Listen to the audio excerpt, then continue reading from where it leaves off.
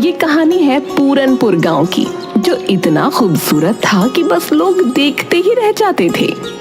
वहाँ के लोग भी बहुत सरल और सादे थे, लेकिन उस गांव में एक हवेली थी जिसके पास जाने से लोग कतराते थे, क्योंकि वहाँ वो थी।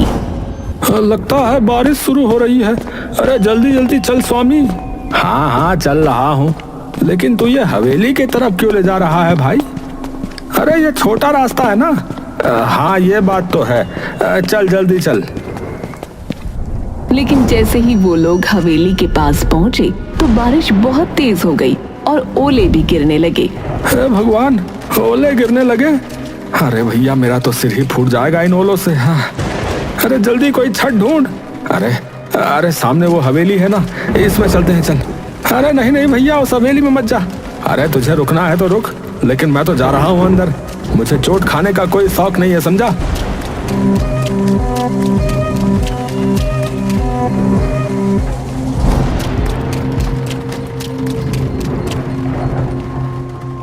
और फिर उन्होंने नजर घुमाकर हवेली को देखा। हवेली इतनी पुरानी थी जितना पुराना गांव, लेकिन इतनी पुरानी होने के बावजूद वो जर्जर नहीं थी, लेकिन हाँ डरावनी जरूर थी। अरे यार, ये बारिश के चक्कर में हम कहाँ आकर रुक गए। जल्दी बारिश रुके तो हम यहाँ से भागे। अरे भाई ये आवाज किसकी है? कौन सी आवाज है? भाई मजाक मत कर यार। ये कौन आ गया? ये कौन आ गया? ये कौन आ गया? उन लोगों ने घूम कर देखा तो हवेली के एक कोने में अजीब सी बुढ़िया बैठी थी, जिसके सफेद बाल खुले हुए थे और वो कुछ बड़बड़ा रही थी। दोनों डर से कांप उठे और फौरन बाहर भागे। बाहर अभी भी ओले गिर रहे थे, लेकिन इस बार वो ओलों की चोट खाते हुए अपने घर की तरफ भाग गए। भैया राम, भैया लोग सही कहते हैं सोनी। अरे वहाँ कुछ है भैया। भैया मैं तो कसम खाता हूँ अब उस तरफ नहीं जाऊंगा भैया। पूरनपुर गांव में कुछ दिन बाद एक बड़ी अजीब घटना हुई। गांव में 4 नए लोग पहुंचे, एक नौजवान जोड़े के साथ 2 नौजवान लड़के और। अरे भाई आप लोग कौन हैं और इस गांव में कैसे आना हुआ? नमस्ते, मेरा नाम राजीव है, ये मेरी पत्नी रिया है और ये मेरे भाई हैं रमन और प्रेम। हम यहाँ अपनी हवेली को बेचने आए हैं जो गांव में पूरब में है। हाँ हवेली है भैया? कौन सी हवेली? वो जो बरगद के पेड़ के पास वाली, वही ना? हाँ हाँ वही, हमारे दादाजी की थी, अब हम उसे बेचना चाहते हैं। ये सुनकर मुखिया हैरान हो गया और गांव वालों की भीड़ जमा हो गई। सब फुसफुसाने लगे। तभी मुखिया सीरियस होकर बोला, बेटा वो हवेली आज भी गांव के डर का कारण है। वहाँ एक बुढ़िया दिखती है, अजीब सी। कोई नहीं जानता कि वो असली है या आत्मा है, कोई भूत है पता नहीं, या फिर हमारा वहम है। गांव में ऐसी अफवाहें आम होती हैं, हमने भी शहर में ऐसे किस्से खूब सुने। अगर वहाँ कोई बढ़िया होती तो अब तक किसी ने वीडियो बना लिया होता ना। मैं तो वहाँ की तस्वीरें इंस्टाग्राम पर डालूंगी, कौन डरता है भूत से। हम सब आज ही हवेली में जाकर देखेंगे और कल ही उसके कागज फाइनल कर लेंगे। रामू और स्वामी भी वहाँ खड़े थे। दोनों की आंखों में डर था, लेकिन आखिर वो बोल ही पड़े। भाई साहब मत जाइए, हमने अपनी आंखों से देखा है उसे। वो औरत इंसान नहीं लगती। हाँ उसके पास जाने से जान पे बनाती है। हाँ बता रहा। अगर वो हवेली मेरी है तो मुझे ही देखना चाहिए ना कि उसमें क्या है। ये कहकर वो चारों हवेली की ओर बढ़े। जैसे ही वो हवेली के पास पहुंचे, सबने उसे निहारा। हवेली पुरानी जरूर थी, लेकिन उसकी दीवारों पर एक अजीब किस्म की चमक थी। वाओ, ये हवेली तो किसी राजमहल जैसी लगती है। इतनी मजबूत दीवारें, कितनी भव्य है। यार ये बेचेंगे तो करोड़ों मिलेंगे भाई। चलो अंदर चलते हैं, मैं तो इसका वीडियो बना रहा हूँ। जैसे ही वो अंदर घुसे, एक ठंडी हवा का झोंका आया, जैसे किसी ने उन्हें छुआ हो, लेकिन चारों ने नजरअंदाज किया। अंदर का हॉल अब भी चमक रहा था, जैसे समय ने उसे छुआ ही ना हो। राजीव वहां खड़ा होकर बोला, सोचो यार, इतने बड़े हॉल में लोग रहते होंगे। वाह यार। Serious? What? A royal life? लेकिन यार ये कैसी आवाज है? ये कौन आ गया? ये कौन आ गया? ये कौन आ गया? कोई बोल रहा है शायद। चलो उस तरफ चलते हैं, देखती हूँ कौन इतनी एक्टिंग कर रहा है। चारों उस कोने की ओर बढ़े, लेकिन वहाँ कुछ नहीं था। तभी चमगादड़ों का एक झुंड छत से निकला। रिया चीख पड़ी।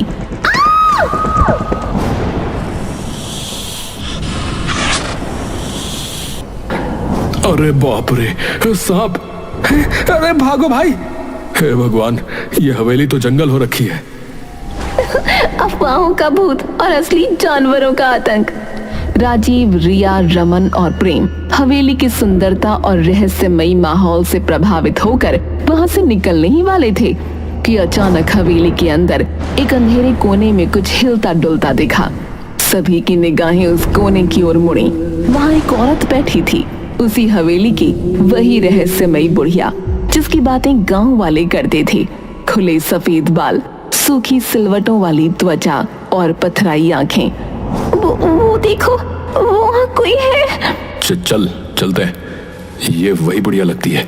नहीं यार, अब जब सामने दिख रही है तो बात करनी चाहिए। रिया साहस करके धीरे धीरे उस बुढ़िया के पास गई। जैसे ही वो पास पहुंची, बुढ़िया अचानक कांपती हुई खड़ी हो गई। आप कौन है? यहाँ क्या कर रही हैं? तुम लोग क्यों आए हो? यहाँ क्यों आए हो? यहाँ कोई नहीं आता, फिर तुम क्यों आए हो? हम इस हवेली को बेचने आए हैं। ये हमारे दादा की हवेली है। और आप? मैं खजाने की रखवाली कर रही हूँ। खजाना? हाँ, बहुत साल पहले मैंने इस हवेली में खजाना छुपाया था, पर अब याद नहीं कहाँ रखा है, कहाँ दफना दिया, समझ नहीं आता। बुढ़िया के खजाना शब्द ने चारों के मन में एक साथ बिजली की तरह लालच जगा दिया। उनकी आंखों में अब हवेली की कीमत से ज्यादा उस अदृश्य खजाने की चमक तैरने लगी। अगर ये खजाने की बात सच हुई तो हम करोड़पति बन सकते भाई। और जब खजाना मिल जाए, इस बुढ़िया को यहाँ से निकाल फेंकेंगे। डराने के अलावा करते क्या ये? बिल्कुल भाई, पहले मिठास फिर लात। हाँ, चलो खोजना शुरू करें।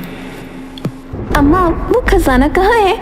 क्या पता। वो सब लोग पूरी हवेली में खजाना ढूंढने लगे।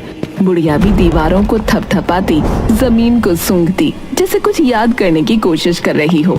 लेकिन 4 घंटे तक पूरी हवेली छान मारने के बाद भी कुछ नहीं मिला। अब तो रात होने वाली है यार, कुछ नहीं मिला। शायद ये औरत पागल है। हम कल फिर आएंगे, तब तक आप याद करने की कोशिश करना कि वो खजाना कहाँ है। चारों लोग गांव लौट आए। गांव वालों को जब ये पता चला कि उन्होंने बुढ़िया से बात की और खजाने की भी बात सुनी, तो पूरा गांव भौचक्का रह गया। क्या तुमने उससे बात की? उसने सच में खजाने की बात कही? हम बरसों से डरते आए हैं उस हवेली से, और तुम लोग खजाना ढूंढ रहे हो? अगर सच में खजाना हुआ तो हम सबको फायदा होगा। फिर कल चलो हमारे साथ। अगर कोई खजाना मिला तो हिस्सा मिलेगा।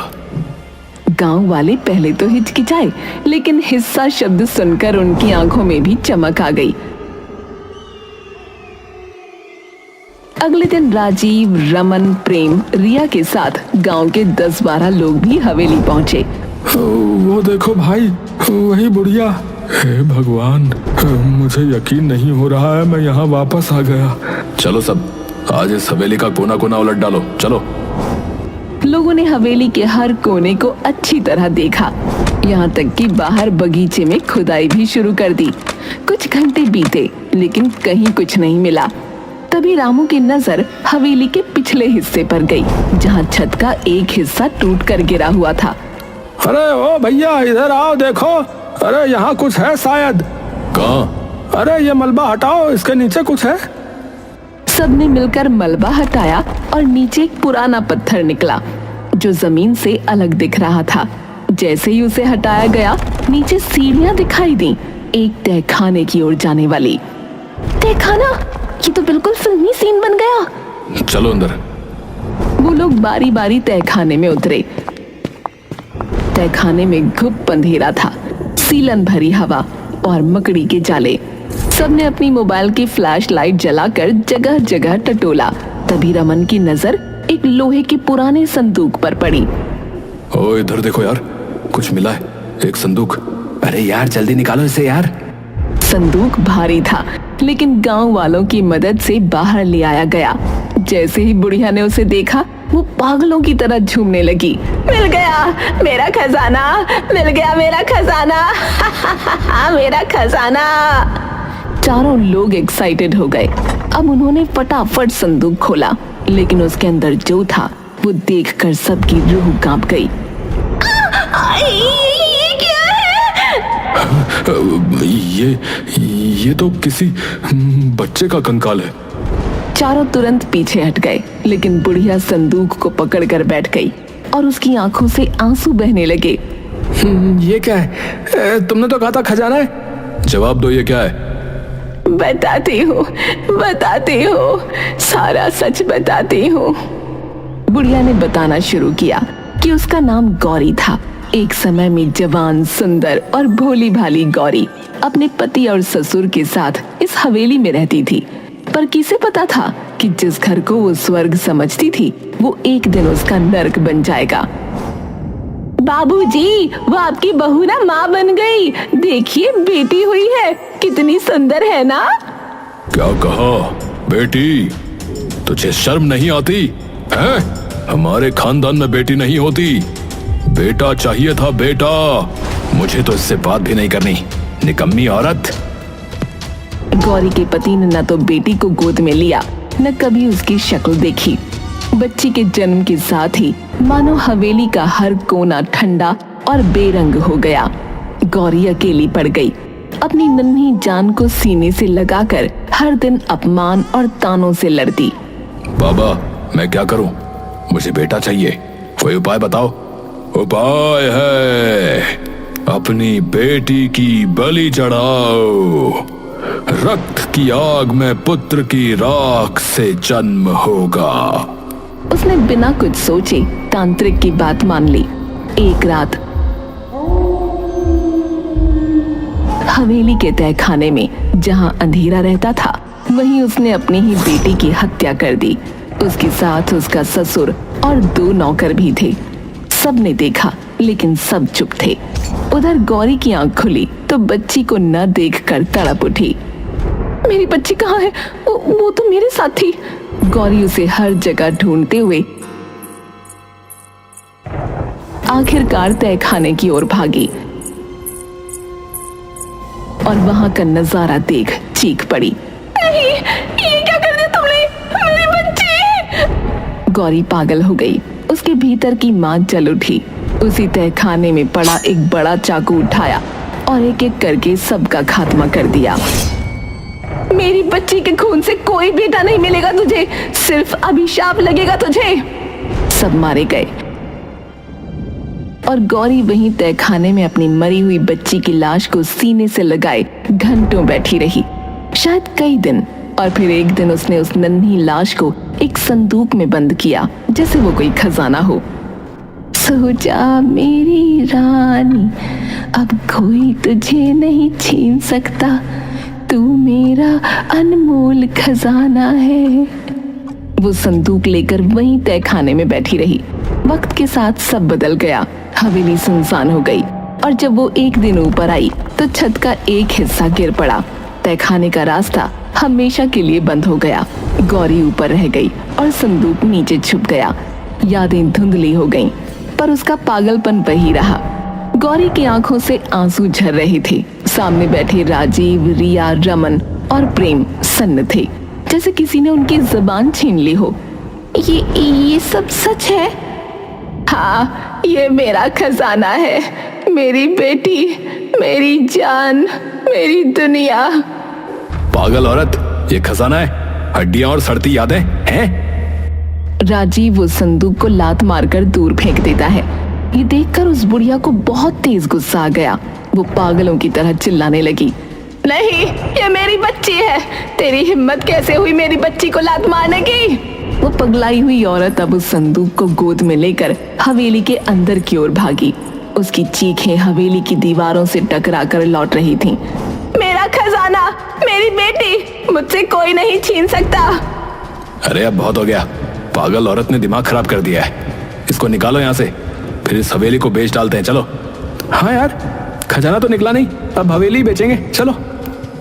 सबने सोचा कि किसी भी तरह बुढ़िया को पकड़कर बाहर फेंक देंगे, लेकिन उन्हें नहीं पता था कि ये इतना भी आसान नहीं होगा।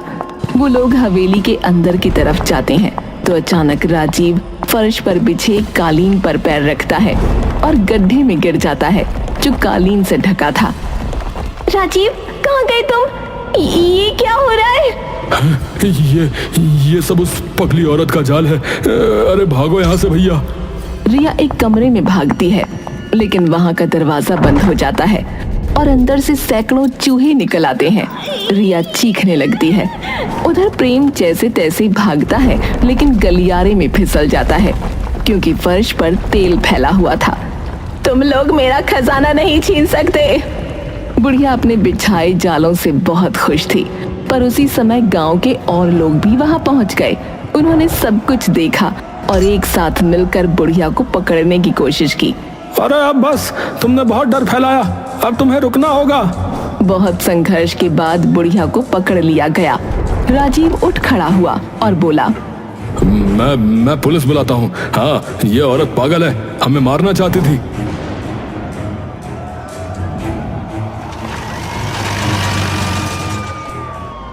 पुलिस जल्दी ही पहुंच गई। सर, हम तो ये हवेली बेचने आए थे। ये औरत हम पर हमला कर रही थी। पागल है सर ये। हाँ, मैं पागल हूँ, लेकिन ये हवेली मेरी है, मेरे खून से सींची गई है। तुम लोग इसे अपना कहते हो, क्या सबूत है तुम्हारे पास? पुलिस को बुढ़िया की बात सही लगी, इसीलिए उन्होंने उनसे कागज मांगे, सबूत मांगे, लेकिन चारों लोगों के पास कुछ नहीं था, न कोई दस्तावेज, न कोई अधिकार। गांव वाले भी अब शंका से भर उठे। राजीव बताओ, इस हवेली का इतिहास क्या है, बोलो। वो हम तो बस अरे वो क्या कर रहा है? हमें फोन करके तू नहीं बुलाया ना, लेकिन अब लग रहा है कि तेरा झूठ पकड़ में आ चुका है। अब चुपचाप सच बोल दे, वरना सीधे जेल ले जाएंगे तेरे। हाँ, हमने हवेली पर कब्जा करने की कोशिश की थी ताकि उसे किसी फॉरेनर को बेचकर पैसे कमा सकें। हमें किसी ने यहाँ के बारे में बताया था, तो हमने सोचा कि गांव वालों को बेवकूफ बनाकर अपना काम निकाल लेंगे। हमें माफ कर दीजिए। हैं? माफी? हाँ, जरूर मिलेगी ना माफी। चलो सीधे थाने, चलो, वहीं करेंगे तुम्हें सब माफ। पुलिस ने चारों को गिरफ्तार कर लिया और फिर रामू आगे आया। उसने सबको देखा और बोला, इतनी बड़ी कहानी हो गई, हमें आज पता चल रहा है। देखो भैया, गांव वालों, मुझे लगता है कि हमें इस बच्ची का जो है अंतिम संस्कार करना चाहिए। ये जरूरी है भैया। सबने मिलकर उस मासूम बच्ची की अस्थियों का विधि पूर्वक अंतिम संस्कार किया। बुढ़िया फूट फूट कर रोती रही। उसकी सालों की पीड़ा अब बह रही थी। उसके बाद पुलिस ने बुढ़िया को एक मानसिक चिकित्सालय भेज दिया, पर कहानी यहीं खत्म नहीं हुई। गांव वालों ने उस हवेली को एक बालिका विद्यालय में बदल दिया। बाहर एक पट्टिका लगी जिस पर लिखा था,